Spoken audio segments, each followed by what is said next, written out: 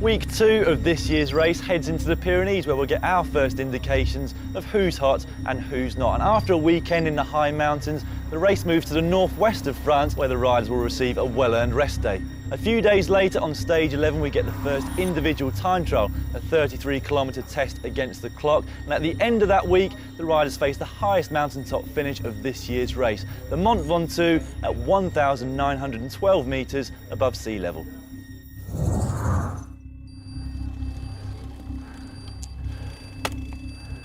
The first high mountains of this year's Tour de France come on stage 8.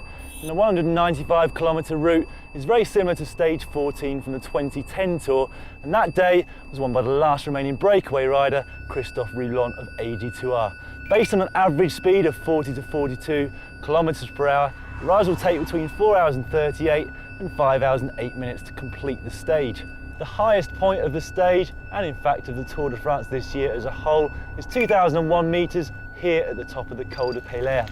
From here, they've got 29 kilometres to finish, and they'll start with a very long descent into the town of Aix-les-Thermes before starting the final climb up to the finish at Aix-Trois-de-Man. That climb is 7.8 kilometres long with an average gradient of 8.2%, but they will face pitches of 10.5% on the lower slopes. It's not the hardest mountaintop finish of this year's race, but it will be a place where Chris Froome of Sky Pro Cycling looks to land a blow to his key general classification rivals. Despite coming at the end of the second week of racing, stage 15 is only the third high mountain stage of this year's race. And in this case, it's the Mont Ventoux in the Alps, which also marks the longest stage of this 100th edition at 242.5 kilometres. There's little of note for the riders to tackle before they reach the foot of this climb, but they won't mind that too much because that last 20.8 kilometres averages 7.5%. And when they get to the final 2 kilometres, that ramps up to an average of 9.5%. They'll reach this lunar-type landscape that you can see behind me. The wind speed record up the top here is 320 kilometres per hour. And it was on this climb back in 2009 that Britain's Bradley Wiggins cemented 4th place overall at the Tour de France and announced himself as a potential future winner.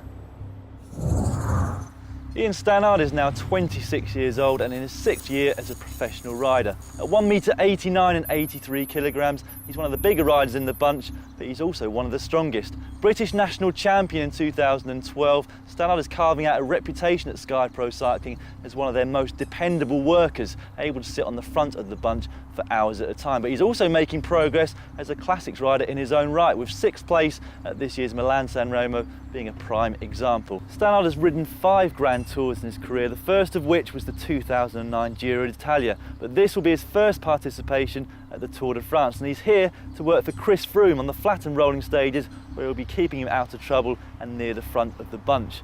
In the lead up to the Tour de France, Stannard raced in the region of 5,300 kilometres, but last year in 2012 he did an astonishing 14,970 kilometres over 91 days of racing. That included both the Giro d'Italia and the Vuelta a España.